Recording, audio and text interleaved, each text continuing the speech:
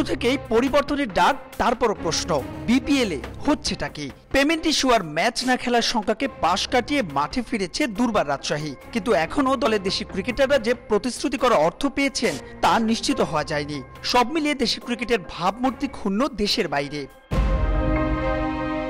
নিয়ম থাকলে অধিকাংশ ফ্র্যাঞ্চাইজির কাছ থেকে ব্যাংক গ্যারান্টি নিতে ব্যর্থ বিসিবি, ব্যর্থ টিকিট ব্যবস্থাপনাতেও।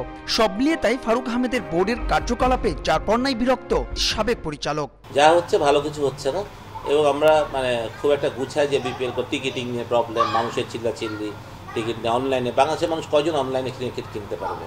একজন রিক্সাওয়ালাকে অনলাইনে টিকিট কিনতে সে খেলা দেখবে না। তা আমাদের কথা হলো যে আমরা তো ওই স্ট্যান্ডার্ড এখনো হই নাই।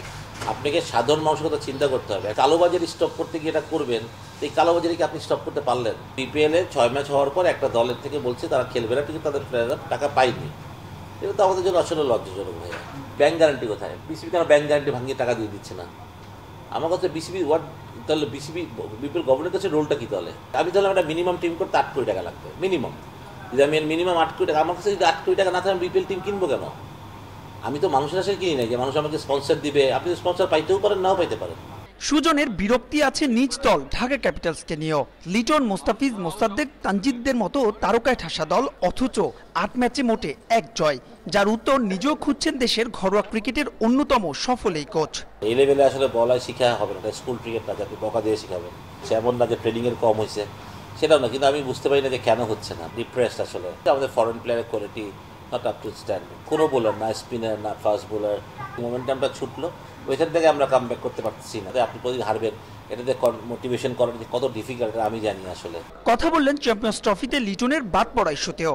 প্রশ্ন তুলেছেন এলকিটিকে ফর্মে ফেরাতে বর্তমান কোচিং স্টাফের কি আদৌ কোনো পরিকল্পনা ছিল?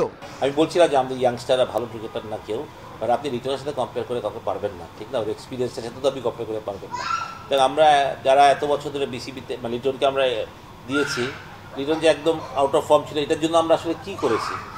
আমরা কোচেসরা বা টিম থেকে দল থেকে কী করা যায়, তার সাথে কি ইন্ডিভিজুয়ালি কথা বলা হয়েছে কিনা, কেন সে রান করতেছে না, বা কোথায় তার টেকনিকের প্রবলেম হচ্ছে কিনা।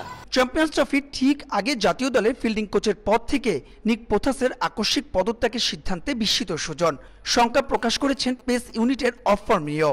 সমস্যার সমাধানে দ্রুতই তাগিদ দিলেন বিসিবিকে আরও দায়িত্বশীল হওয়ার। নিশ্চয়ই একটা নোটিশ পিরিয়ড থাকে, তো এই নোটিশ পিরিয়ড না দিয়ে কীভাবে সে চলে যায়, এটা বিসিবি আমার মনে হয় যে তার বিরুদ্ধে একটা অ্যাকশন নিতেই পারে।